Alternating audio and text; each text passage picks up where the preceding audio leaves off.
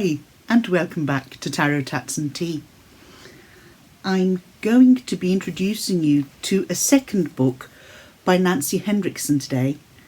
This arrived a few weeks ago, but this is the first time I'm getting to sit down and actually have a good look through it. Now, I have read through the foreword and the introduction, and I have started on chapter 1. And I have to say, I think this is going to be a book that is going to be totally enjoyable if you are into working with your ancestors, if you are into ancestral tarot, etc., etc. If you recall, a few months ago I worked through ancestral tarot, where I created what can be seen as a sort of ancestral grimoire with a lot of tarot work involved. Now Nancy Hendrickson has brought out a second book, and it's called Ancestral Grimoire. I'll read what's on the cover and the blurb, and then I'll go on to explain how I'm going to use it and look at any books that I'm going to use as points of reference whilst working through this book. I'm going to pick out parts of the foreword that's been written by Benabel Wen and some lovely words, and really getting me quite salivated to get going with the tasks in this book. So first of all, as I say, it's called the Ancestral Grimoire. It's written by Nancy Hendrickson, and the foreword is by Benabel Wen, who's the author of Holistic Tarot. And that is a book that I'm very lucky to have in my library too, and I recommend it as the Tarot Bible for any of you who are interested in this tarot world. So connect with the wisdom of the ancestors through tarot, oracle and magic, and create your own personal book of shadows. So I'm getting back to using my trusty old notebook in which I'll be taking notes before transferring them into this book here. And as I progress, I may go and get a more authentic type of book. When I say authentic, any book's authentic, but something like this. I might actually use half of this as I have done for my tarot, and the other half dedicated to my ancestral tarot, and transfer stuff from that journal into this one. Just that I have it there as a compendium that I can hand down to my family when my time here is no longer needed. So let's have a look. Hendrickson takes readers on a magical journey where they learn how to construct a personal book of shadows filled with ancestral wisdom.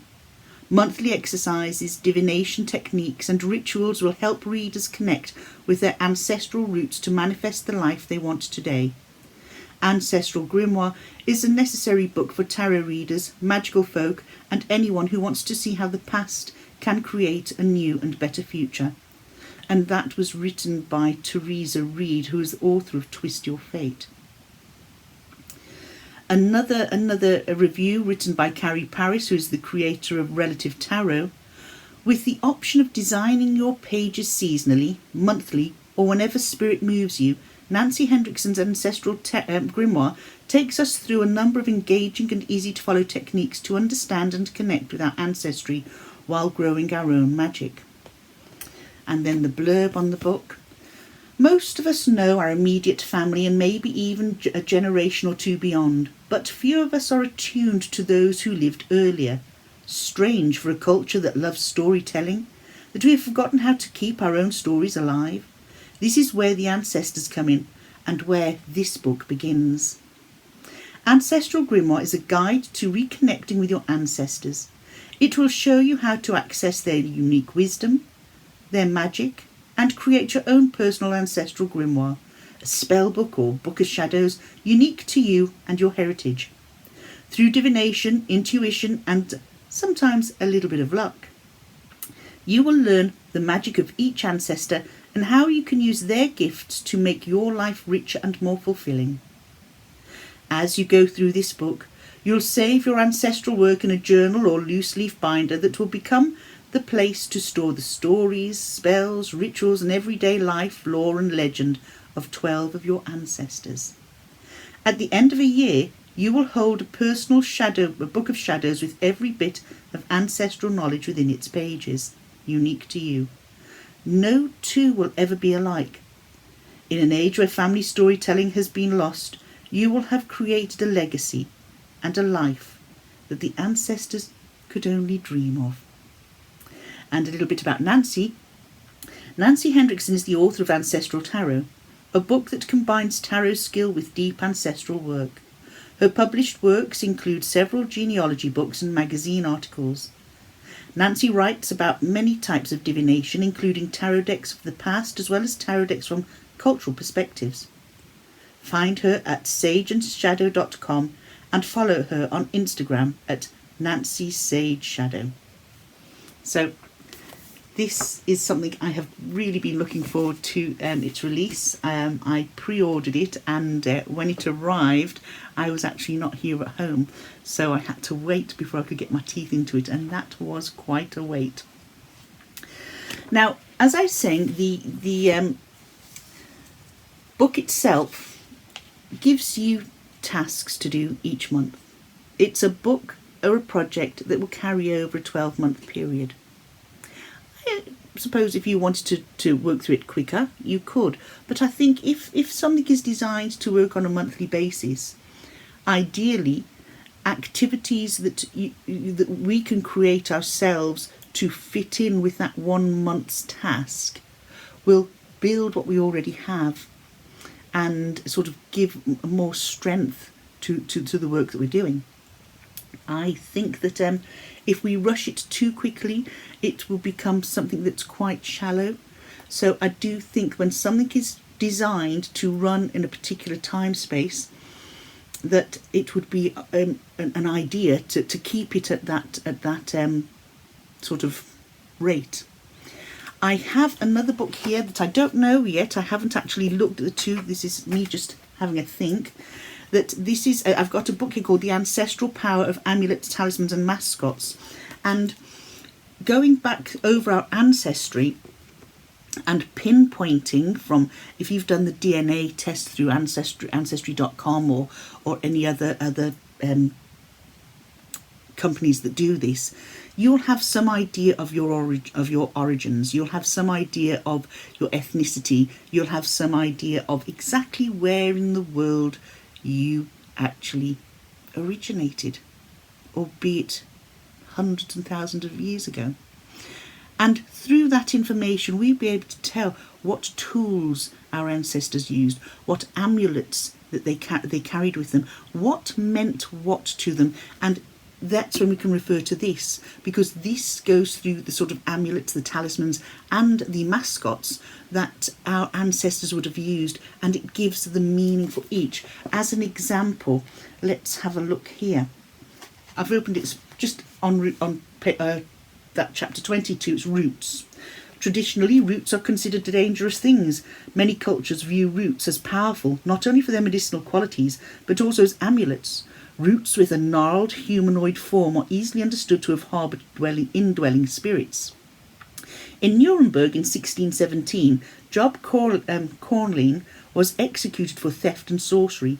Among his magical items was a chicory root, and the chicory root can be seen on page 179, chapter 29.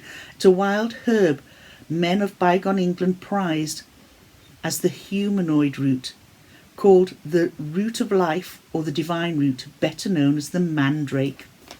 And here we go, a Harry Potter reference, the mandrake roots screeching. Because it resembled the human being, this root was considered to be an earth spirit whose magical powers could be used for amuletic, magical and medicinal purposes. Until the 20th century, mandrake was important in English horse doctoring. Although the mandrake is alleged to scream as it is pulled out of the ground, proving fatal to the digger, the wild herb men did not die from digging at the root. The mandrake was supposed to take revenge on anyone who dragged it from the ground, so there was a cunning technique to pulling it up without triggering the fatal response. The deed must be carried out on a Friday. A dog which has not been fed for a while must be tied to it. What, tied to the mandrake? Then attracted with a piece of meat, the dog will strain to get the food and pull the mandrake out of the ground, and the mandrake's curse will fall on the dog and not the root digger. Oh, Mother of God. And here's it. And then on the still night air, the bark of the dog is heard, a shriek, a groan, a human cry, a trumpet sound. The mandrake root lies captive on the ground. That was by Thompson in 1934. Let's just take a quick peek at page 179. Whoops, and have a quick look at what this mandrake root looks like. So as you can see, the idea is to have a look at... Oh, I can't see a mandrake root there. There's a humanoid parsnip root here, but we can look at the mandrake again. But as you can see, this book will accompany this one in a way, just by giving us those little bit of historical tips that we can add to the information as we're going along. It's nice to have different resources that you can refer to when doing work like this. So what will we have to hand? We'll have both the Ancestral Tarot, because we'll obviously be revisiting this, the Ancestral Grimoire, because they're going to be continuous working books. We have the Ancestral Power of the Amulets, Talismans and Mascots. We've got our online info. We've got our Ancestry.com and our DNA results. So there's an awful lot that we can use to gather together and build up our Ancestral Grimoire. So back to Nancy's book. Just something that I read here in the foreword, and it was something that I thought, it gave you like a cosy feel. I can really get my teeth into this. This is something that we're going to enjoy, and full of mystery, full of magic, and full of excitement. Okay, so I'm not going to read too much. Just a couple little things I wanted to pull out, which don't have me thinking, I think I'm going to enjoy this.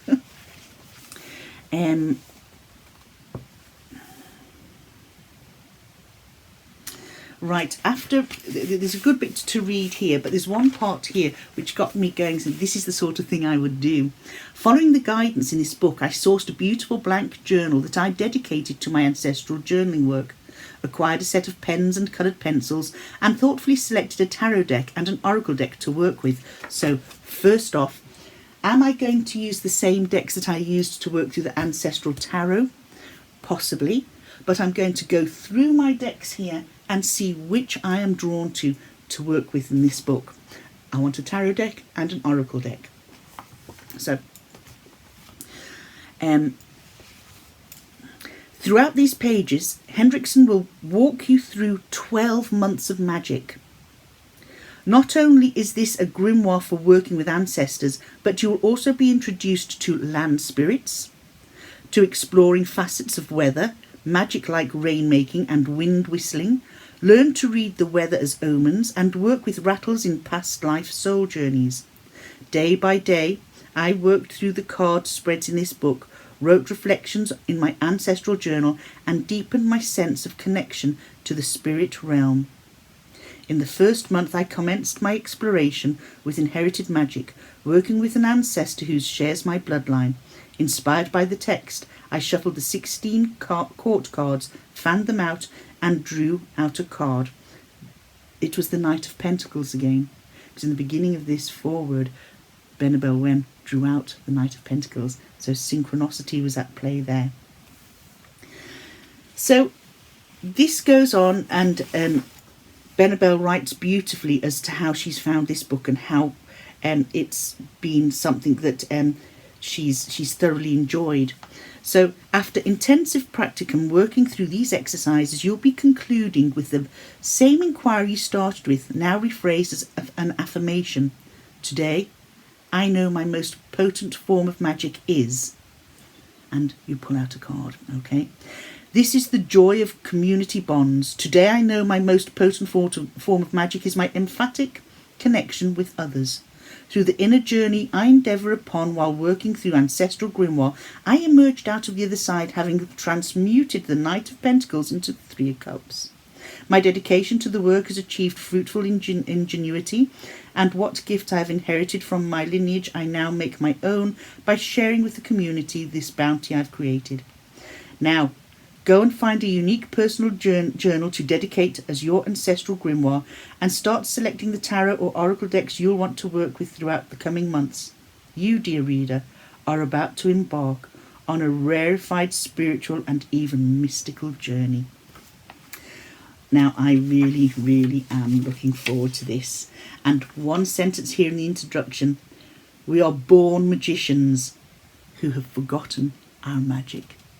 And now this is where we learn to remember it. So, before you begin, you will need a deck of cards. Ancestral Grimoire is built around the practices that will help you find your personal magic, so it's important to understand two things before even beginning. I'm going to talk about your grimoire in chapter 1, but until you start one, just note the answers to the following. First, answer the prompts below. If you don't have a clue about your magic, that's okay. So on this very first day of working with Ancestral Grimoire, I believe that my most potent form of magic is. What is your most potent form of magic? For me, my most potent form of magic would be my use of tarot and my beliefs in spirituality, because I do believe that brings its own level of magic. So for me, my most potent form of magic is my work through tarot and my spirituality surrounding that. Secondly, why am I here? I'm here because I want to delve deep into my past, deep into our family's origin, our origin before we even started counting time. Maybe it's because I'm naturally nosy. That could be a big thing. But it's something that I have a huge interest in and a passion. That is a simple but multi-layered question. Then we are asked to draw a single tarot or oracle card to answer. This will go in our grimoire as well. So I've given my answer here. But what do the cards tell me? So, time now to decide. I've actually drawn 2 tarot decks I can't decide about. And I've taken out 4 prospective oracle decks. That's a tarot, the Akashic Tarot. I'm going to use that. Now it's a cross between. See, the Secret of Wandwood is nice and general. I like that. Sacred Forest. I like the Urban Crow Oracle.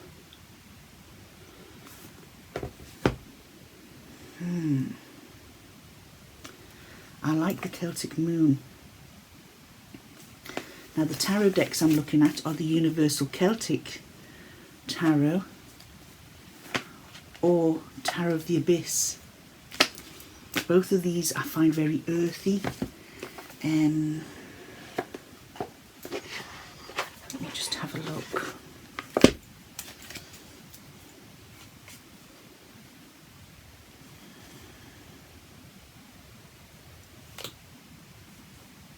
I love the feel I get from this deck. I feel it's quite a powerful deck. There's no saying that you can't use 2 decks, I don't think, but it sort of did stipulate one, didn't it? I'm going to keep both of these out on my desk, both the Universal Celtic and the Tarot of the Abyss, because right now I just can't make my mind up. I'm just drawn so strongly to both of them. Do you know what? What would be the best bet for me to make a choice?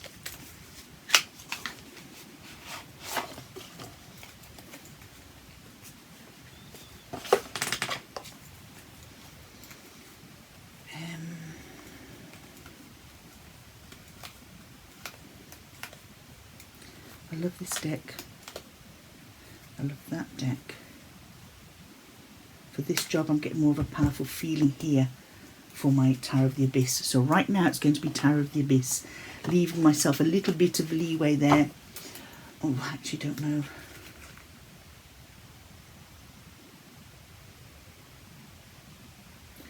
Tell you what I'm going to do.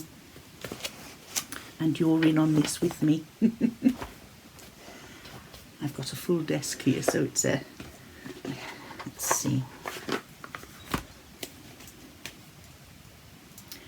Why would you be the best deck for me to use in my ancestral grimoire project this year?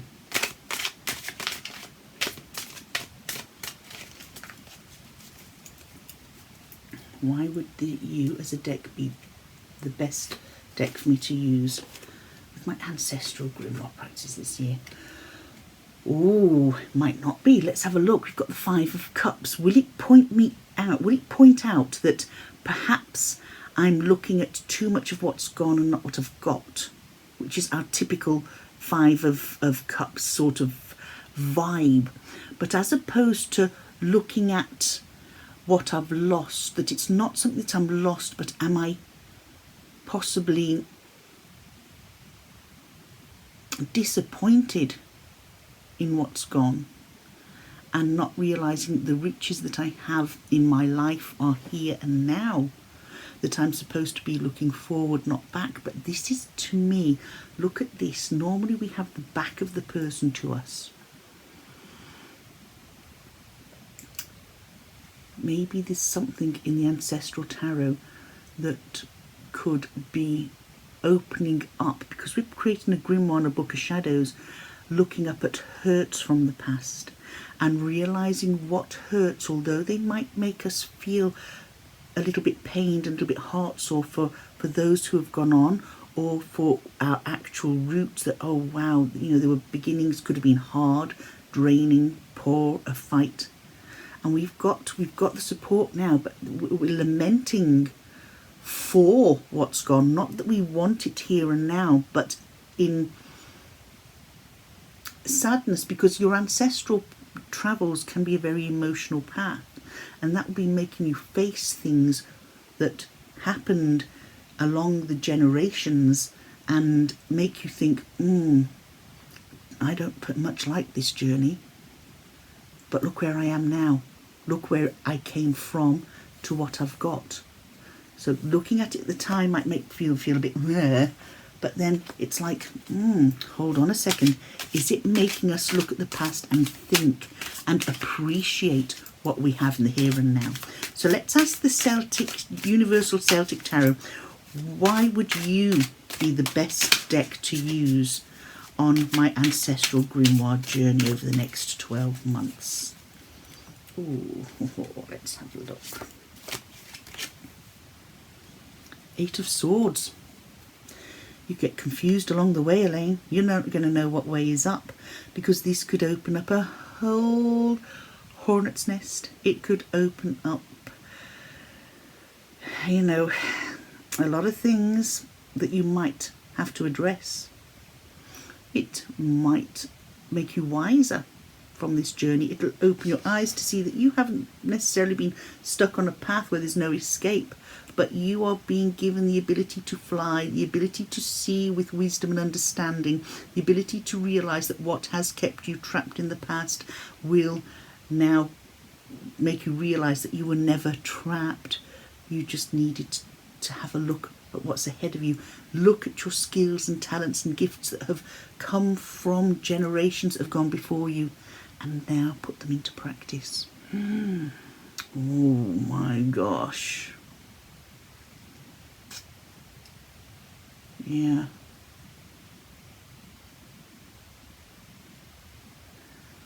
Ooh.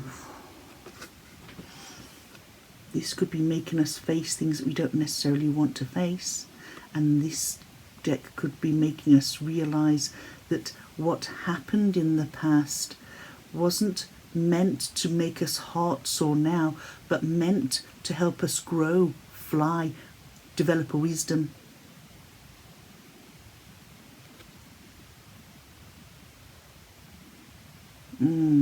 See, that one could be making you face the darker side of your ancestral path, and this one could make you adopt the wiser and creative and freedom side of your ancestral path. Oh, Elaine Murphy, what are you going to do?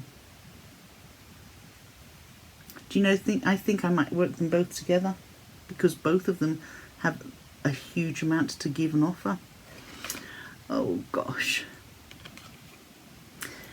Do you know what? I'm going to keep both decks on the table, and look how those two cards balance each other out. Yes, learning from the past to appreciate what we've got now. Because if we to look through history and through time and through you know, just common sense and knowledge and what we know of an understanding of our past, yes, it was a painful past. It was difficult. It wasn't easy, and that can create emotions. Particularly if you're looking sort of the more recent past, in the sense of grandparents, great grandparents, and you know that they might have gone through suffering, through just the general hardships of life. Knowing that we have stability here and now could make you feel hard, so it could make you a little bit depressed. But then you've got to wake up and smell the roses. You know, you're not in that position. You're in a position where you are looking back at what's gone, and you need to embrace what's going on. And this is where this comes in. Embrace what your ancestors passed down, that you've been blind to, that you've turned your back on because you've totally ignored it. Learn to open your eyes and be free. Look at the knowledge that's here, the wisdom of that wise old owl, the wings to fly to freedom. That path is opened. I think it's the Celtic Tarot, Universal Celtic Tarot.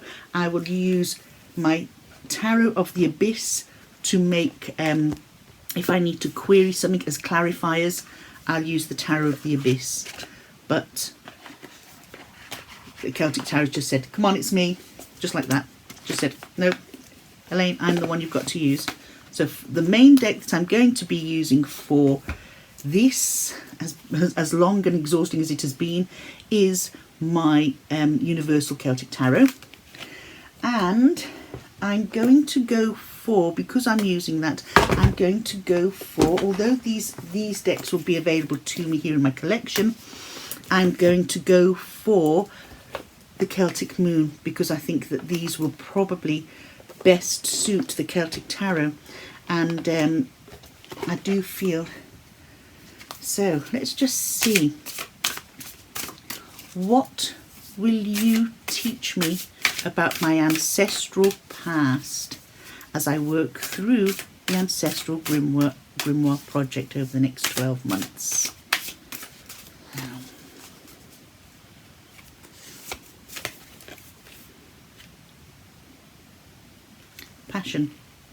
Passion for the past, passion for living your life now. This has got the Belch Celtic Festival is this particular card, but this card is all about passion, all about having the oomph, the drive, the desire, the love, the whole urge to want to pursue this project. So it's going to give me the passion to do this job. Okay, brilliant. I think that's answered a question. So folks, besides our tarot for writers, by the way, mine is going great guns. I'm going to have this as an ongoing project too, because the winter months are going to be long. It's raining again now, and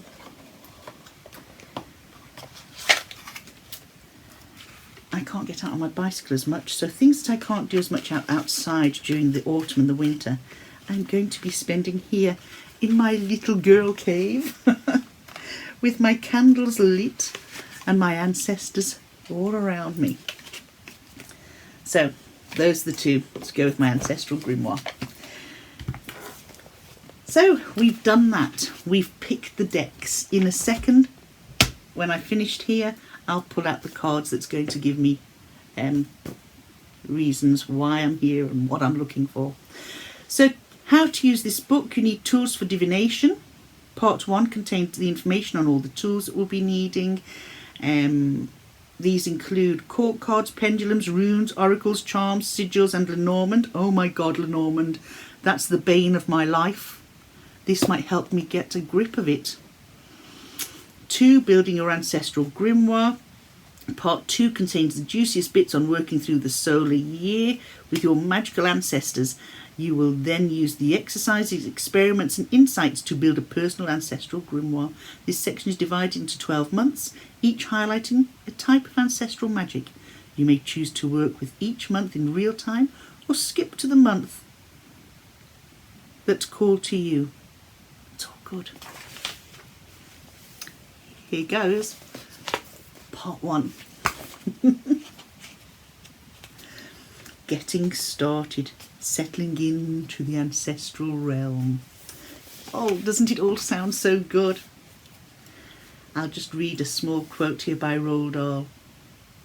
And above all, watch with glittering eyes the whole world around you, because the greatest secrets are always hidden in the most unlikely places. Those who don't believe in magic will never find it. So on that note, as we settle into getting on with our ancestral grimoire, it's going to be really exciting. Getting started, there's a few notes there to read. Now we begin. Creating an ancestral book of shadows, and in your backpack, of course, you'll need a blank book. So, because you can, oh my God, this is just so exciting. In your backpack, of course, you'll need a blank book, a beautiful one, or a rustic one, or a kitschy one. It's your ancestors, so it's your choice. You can divide the book any way you like, although my divisions in part 2 are in calendar months. Pens and coloured pencils, you may want to sketch your nature journeys or the friends you meet along the way. We're going to get to go out and do this in nature. Glue. Glue. For those moments when you find a photo or magazine article that feels like it just should be included. And at least one tarot deck. 2 are preferable. 2 are preferable. Happy days. 1 tarot deck, 2 are preferable. Universal Celtic Tarot. Tarot of the Abyss. You're in. Isn't that just great? Oh. Chapter 5 is crammed with information on choosing a deck. But right now, pick one you're comfortable with. I've picked 2. If the ancestors don't like it, they'll let you know. How? By losing cards, making your shuffles fly all over the room, or spilling your drink on a deck that they don't like. Oh, holy God, I like all my decks. Well, please, ancestors, do it in a more gentle way for me, please. Oh. If you're clairaudient, you may easily hear their preference. I heard it and I felt it. This was somebody who wrote in working through the exercises in my previous book, Ancestral Tarot, a man called John wrote to Nancy saying, "These ancestors are fussy. Very specific about the deck I use for them. I was using the Druidcraft, but my guides direct me to the Wildwood Tarot. My mother's Italians wanted something more European, so they agreed to a Marseille deck. My dad's mother's family insist on something more British and refined, with real royals, and they settled on the RWS."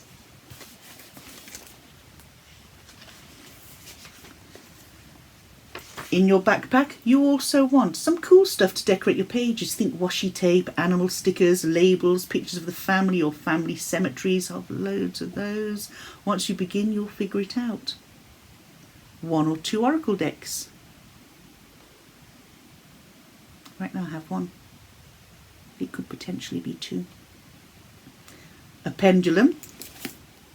This pendulum sits on my desk, having been the pendulum that escorted me all the way through my ancestral tarot journey, and I keep it on the little wooden plaque that I created with my sigil on it.